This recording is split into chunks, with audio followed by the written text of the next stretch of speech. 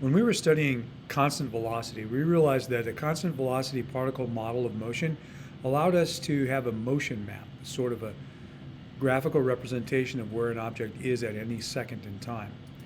This can be done with constant acceleration as well.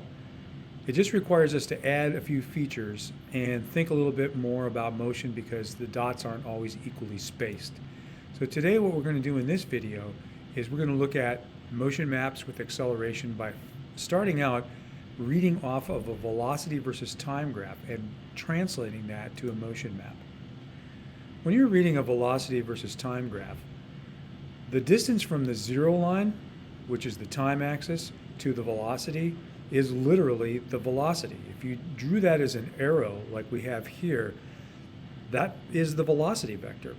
It's pointing in the upwards direction, but that really means the forward direction if you're thinking about this as a graphical representation of motion.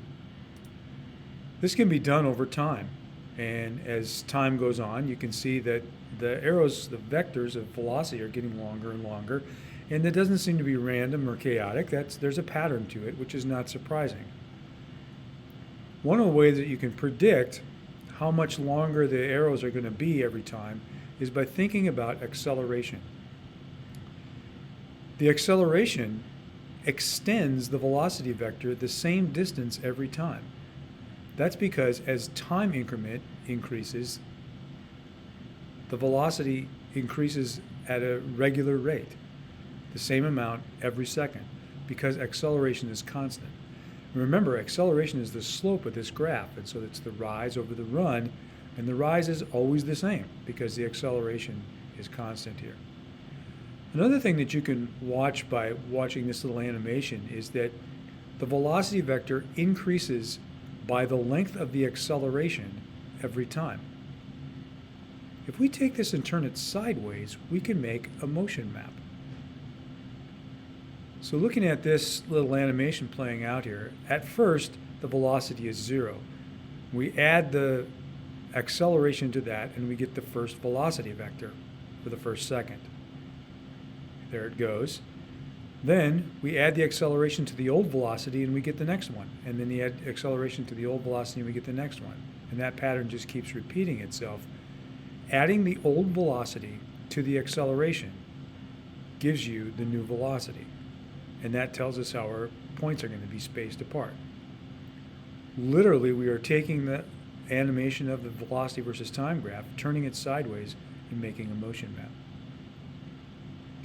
If we continue that throughout this whole motion, this would be the final motion map. You see the dots get farther and farther apart. The arrows are all pointing in the forward direction because this object is going forward. And we're going to keep the acceleration vectors right on top of the points. You notice that they're the same size and they're all pointing in the same direction. That indicates that at that point we have an acceleration that's positive. When the acceleration is in the same direction as the velocity, that means you are going faster, you're speeding up. Let's look at another motion that's not exactly like that. This object is going backwards. We can tell that because the velocity vectors all point in the negative direction. The velocity vectors are getting shorter every time though. Every unit of time, or every second, the velocity vectors shrink by the size of the acceleration vector. Their length is shrinking because the acceleration vector is in the opposite direction of the velocity vector. So if velocity is getting closer to zero, that means that this object is slowing down. So an object is slowing down when the acceleration vectors are in the opposite direction of the velocity vectors. Here's what this would look like in a motion map. The object is going backwards, so the 0 point starts to the right, and the velocity vectors are pointing towards the left. The acceleration vectors are positive, so they are pointing in the direction towards the right, in the positive direction. When opposite acceleration and velocity vectors are present, the object is slowing down. But what we saw in the previous slide was when the acceleration vectors and the velocity vectors are going in the same direction, then the object is speeding up. Hopefully this gives you a feel for how to translate motions into motion maps from velocity versus time graphs. And eventually you'll be able to go directly from position versus time graph to a motion map by just thinking about the intermediate velocity versus time graph that you would get from any position versus time graph. Remember, velocities are increasing or decreasing by the amount of the acceleration every time. Acceleration is always going to be constant, so those arrows are going to be the same. And when they're in opposite directions, the object is slowing down.